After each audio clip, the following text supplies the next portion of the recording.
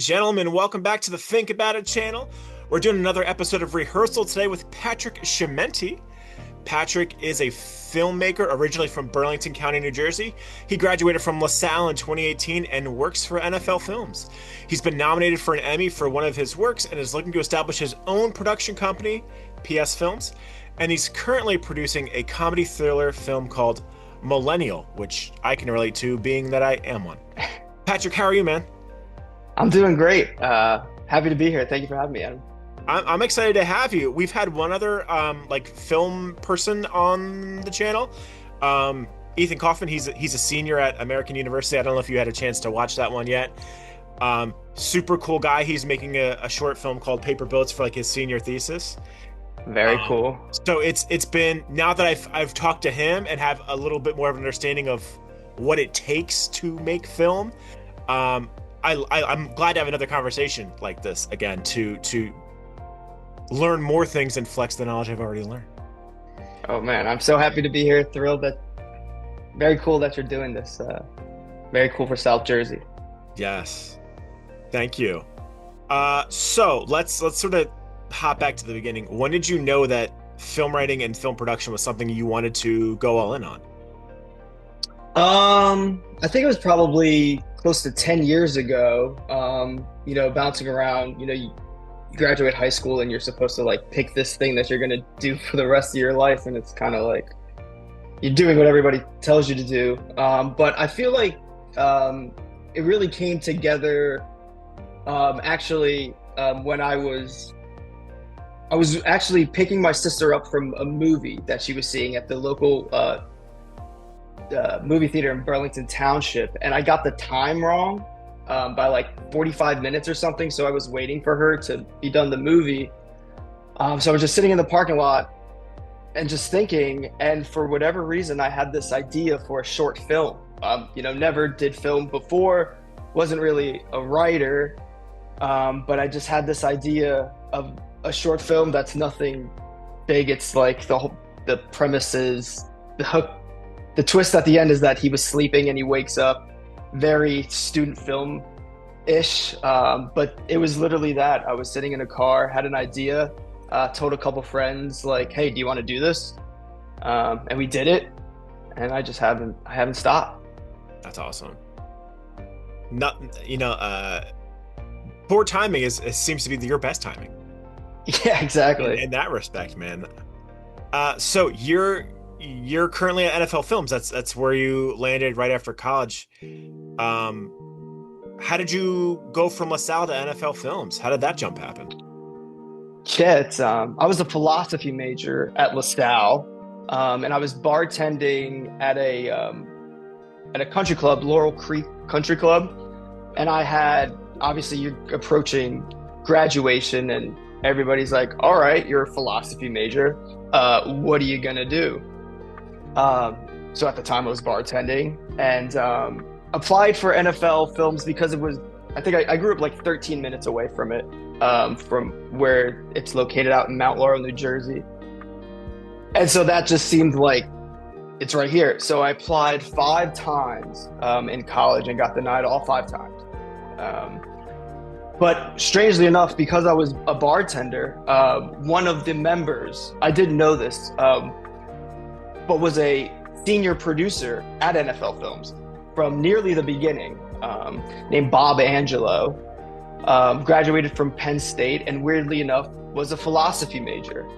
So he was a philosophy major in film and I was a philosophy major wanting to get into film.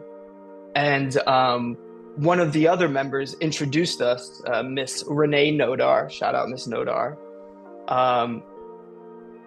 One of the conversations, somebody has a couple drinks, Pat, what do you want to do with your life? I said it. She knew him, and so she introduced us. He gave me an email, and I got the internship in the camera department. And so it was a very quick way of learning of how the world works. Mm-hmm. You got to know somebody. You got to know what you're doing once you're in the building, but knowing somebody really helps. Bob Angelo. And his drink was Tito's and Diet Tonic. So once I knew that, I just loaded it up and he never had to pay for a drink. Bob, if you're watching this, you're the man, officially. He is the man. Definitely is. What are some of your favorite aspects of what you do at NFL Films? I think, obviously the coolest part of it is, the history, the history of the NFL. I grew up, first movies that I watched was with my grandfather of like the Giants. Unfortunately, I am a Giants fan, of the Giants Super Bowl championship videos. So that, getting to go to the games and meeting players, all that stuff is cool. But I think really the best aspect of the job, looking back at it, being there for 8 seasons, has been like, I think maybe before I was in that building, if I didn't feel like being creative, I just wouldn't do it. Creativity, art, whatever you want to call it. A lot of people do it because it's easy to do. And if you don't want to do it, there's nobody really there's not a teacher or somebody saying you have to do it. And I was definitely one of those people. But when you're working at a place and they're paying you money, there's no really such thing as writer's block, or you don't feel like it. It's kind of just like there's literally 100 people that want to be in this building. So shut up and get to it. So I think just that discipline of not, working when you're tired, working when you don't really want to, is probably the best thing that I've learned from that place. Well, and you've been doing your job well. I mean, you have an Emmy nomination. Can you tell us a little bit about that? Yes, I am one of the many Emmy losers. It was for one of my, it was actually my writing sample at NFL Films. So I've worked in a couple of different departments, which is rare. At that company, you kind of stay in your lane. But I started out as the intern in the cinematography and the camera department. And so your first day there, it's very cool. You go from not knowing anything, at least me. I'm sure people walk in there more qualified than I was.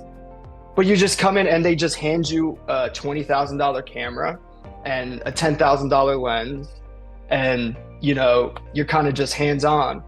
But there was these 2 pieces of equipment in the camera department that we weren't even allowed to look at as interns. They were like, don't breathe on it, don't look at it, don't think about touching it.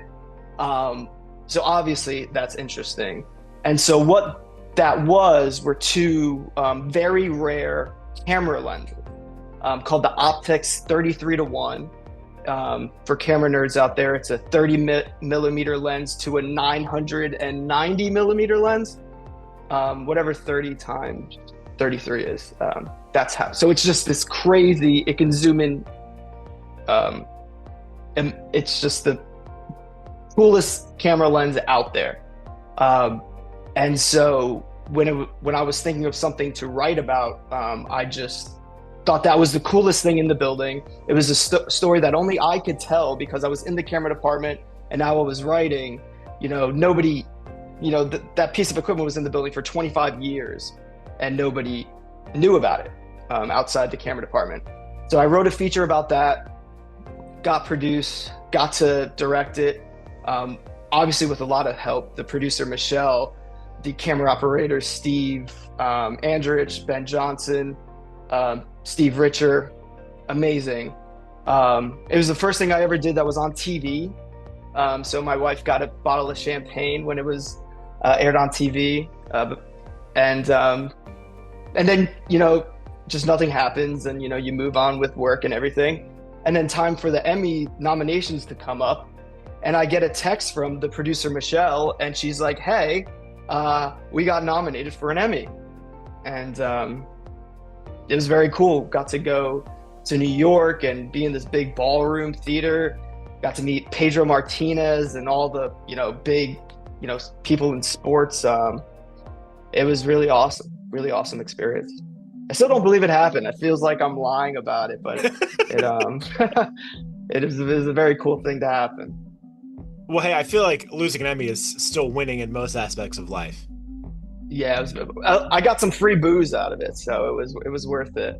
On a trip to New York and you met some cool people. Yeah, Very cool. You Very put on cool the experience. resume, you know. Yeah. Speaking of writing and making films, you are doing your own stuff as well. hmm So PS Films, is that the your brand? Yeah, so I think it's just my name, Patrick Schimenti Productions. It's just I think it's the next step. You work at this big company and everything that it's established, and it's great to be part of a team. Hmm. But I think the next step is just wanting to tell the stories that I want to tell with the people that I want to work with. So I think, I've been doing a lot of, small documentaries on the side of, high school football teams and, like some music videos. But I always wanted to make a movie, like a feature film. And so, one thing leads to another, and, you get to that point and you find people that you want to work with, and that want to work with you. And yeah, so we made a movie for $3,000. There you go. Can you give us a little overview of Millennial, the movie, Yeah, so without it's spoiling too a much?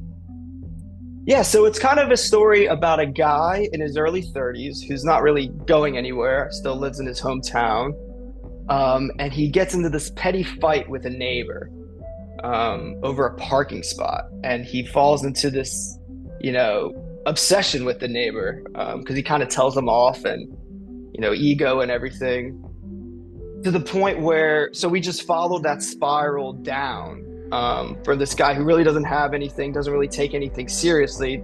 But the thing that he's taking very seriously is getting back at this guy. So it's that classic story of like somebody getting in too over their heads and regret. But it's very lighthearted, very funny, hopefully very funny. When I was on set, all the actors it was just so funny.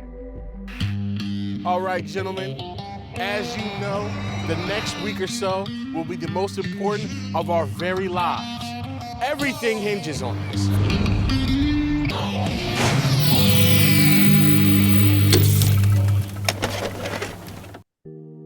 And we'll be sure to throw the trailer for it in the description so you can see just how funny it is. Yeah. I definitely watched the trailer when you reached out. I was like, oh, this seems funny. This seems like it's going to be a fun time.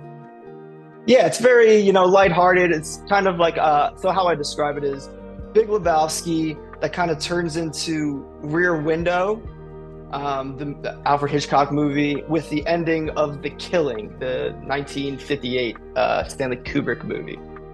So it kind of like turns into something, but still always very lighthearted. Love that. So there are obviously a lot of moving parts that go into making a feature film and doing what you do. So what is a crucial part of film writing and production that often gets overlooked or that people don't necessarily see or get to think about? So the direct answer to that question, I think, is production management. Really getting a bunch of people at the same place at the same time is so hard.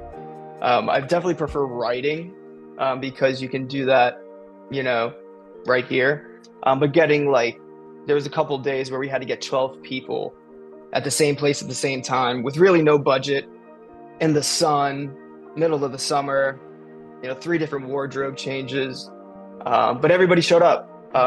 And I think that, it's just a testament to the people that were involved. They just wanted to make a movie, which is amazing. I work on a lot of projects where the director will come up and said everybody who was a part of this was vital and we couldn't have, which isn't always true, especially in a bigger production.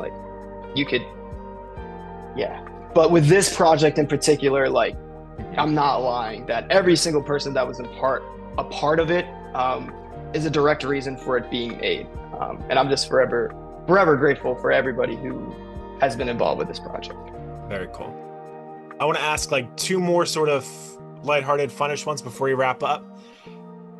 What are some lesser known movies that you really enjoy and why do you enjoy them? So I think right now am just infatuated with the Orson Welles movie F for Fake. I think it's one of the last movies he made.